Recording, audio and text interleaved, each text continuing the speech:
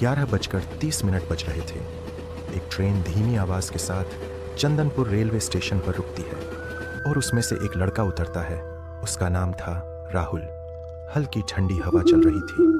Station लगभग सुनसान था और आसपास सिर्फ झींगुरों की आवाज गूंज रही थी। राहुल ने इधर उधर देखते हुए खुद से बोला, अजीब स्टेशन है, इतना सन्नाटा क्यों है? उसे संभलपुर जाना था, लेकिन रात काफी हो चुकी थी। अजीब चेतावनी जैसे ही राहुल स्टेशन से बाहर निकला, उसे एक ऑटो वाला दिखाई दिया। राहुल ने पूछा, भैया संभलपुर चलोगे? ऑटो वाला पहले तो चुप रहा, फिर धीरे से बोला, नहीं साहब, इतनी रात को नहीं जाऊंगा। राहुल हैरान होकर बोला, क्यों? ज्यादा पैसे दे दूंगा।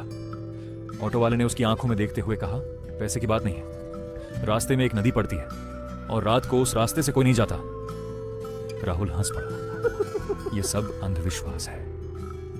ऑटो वाला थोड़ा घबराया हुआ बोला, साहब अगर मेरी मानो तो यहां स्टेशन पर मत रुकना, और अगर जाना ही है तो मेरे गांव चंदनपुर चलो।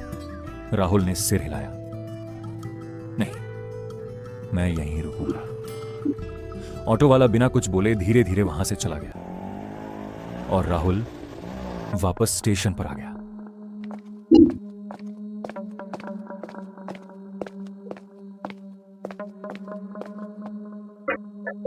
राहुल बैठे बैठे स्टेशन को इधर से इधर देख रहा था, जहां केवल उसको पेड़ और अंधेरा और सुनसान जगह दिखाई दे रही थी। राहुल सीट पर बैठे बैठे कुछ सोच ही रहा था कि अचानक पीछे से आवाज आई, बेटा अगर कहीं जाना है तो अभी निकल जाओ, 12 बजे के बाद यहां कोई नहीं रुकता। वह आवाज स्टेशन मास्टर की थी जो घर जा रहा था। राहुल थोड़ा चिढ़ गया, आप लोग बेवजह डरा रहे हो। स्टेशन मास्टर ने गहरी सांस ली।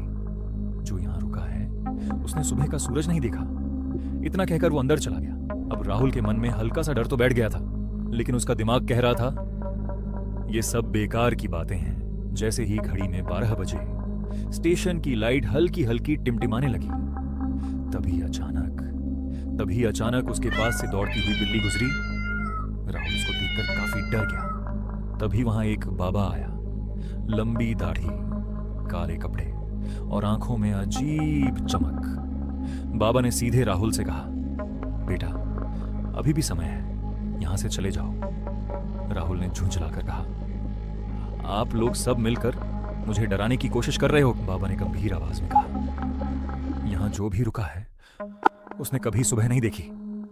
राहुल ने हंसते हुए मोबाइल निकाला, मैं मॉडर्न आदमी हूं बाबा, भूत प्रेत में विश्वास नहीं करता। बाबा ने आखिरी बार कहा, ठीक है, फिर जो होगा उसके जिम्मेदार तुम खुद हो। और इतना कहकर बाबा वहां से चला गया। अब रात के 1:30 बजे थे। पूरा स्टेशन सुनसान और राहुल अकेला बेंच पर बैठा मोबाइल चला रहा था। अचानक उसे लगा जैसे कोई धीरे धीरे उसके पीछे चल रहा है।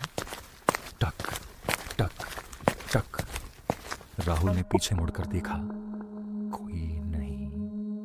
अचानक पेड़ों के बीच से एक अजीब सी आवाज गूंज उठी, जैसे कोई औरत धीमे धीमे रो रही हो। राहुल का दिल तेजी से धड़कने लगा। वो डरते डरते उस आवाज की तरफ बढ़ा, लेकिन जैसे ही वो वहां पहुंचा, उसने चारों तरफ नजर दौड़ाई और ठिठक गया। कौन है यहाँ? बाहर निकलो, कौन रो रहा है यहाँ? राहुल ने देखा कि वहां कोई नहीं था और वह वहां से वापस आ गया, लेकिन मन में अजीब सी बेचैनी थी कि आवाज कहां से आ रही है, और अब वह डरने लग गया था। जैसे ही राहुल बेंच पर बैठा, फिर से आवाज आने लगी।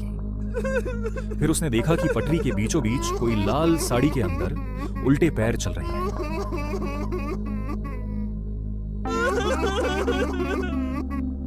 2 बजे के करीब स्टेशन की लाइट अपने आप बंद और चालू होने लगी और राणे की अजीब सी डर आवाज आने लगी, भाग जाओ। राहुल का गला सूख गया। अब उसे एहसास होने लगा कि कुछ तो गड़बड़ है। जैसे ही घड़ी में 3:30 बजे, अचानक प्लेटफॉर्म पर ठंडी हवा का तेज झोंका आया और धीरे धीरे अंधेरे से कुछ साए निकलने लगे, लंबे लंबे, टेढ़े मेढ़े, जिनके चेहरे साफ नहीं दिख रहे थे। वे सब धीरे धीरे राहुल की तरफ बढ़ने लगे। एक आवाज आई, यहां क्यों रुके हो? दूसरी आवाज, अब वापस नहीं जा सकते। राहुल डर के मारे कांपने लगा। भागने की कोशिश वह तुरंत वहां से भागा। जैसे ही राहुल भागने लगा तभी किसी ने उसका गला पकड़ लिया और वह जोर जोर से हंसने लगा। तूने यहाँ आकर बहुत बड़ी गलती की और उससे भी बड़ी गलती तूने यहाँ रुक कर की।